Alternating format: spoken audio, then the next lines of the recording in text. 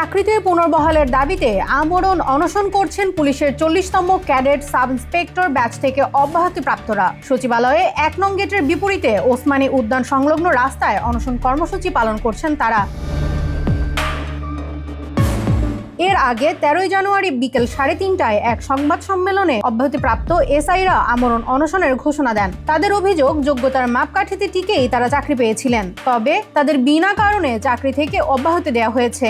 বৈষম্য বিরোধী ছাত্র আন্দোলনের কেন্দ্রীয় নেতাদের কাছে গিয়েও কথা বলতে পারেননি বলেও অভিযোগ করেন তারা।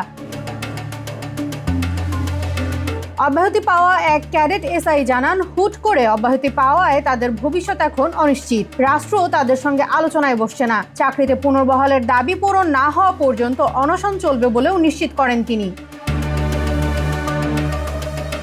রাজশাহীর সারদায় পুলিশ একাডেমিতে শৃঙ্খলা ভঙ্গের দায়ে ৩১০ এসআইকে অব্যাহতি দেওয়া হয়। তাদের চিঠিতে বলা হয়, সমাপনী কুচকাওয়াজের অনুশীলন চলাকালে বিশৃঙ্খলার দায়ে তাদের অব্যাহতি দেওয়া হলো।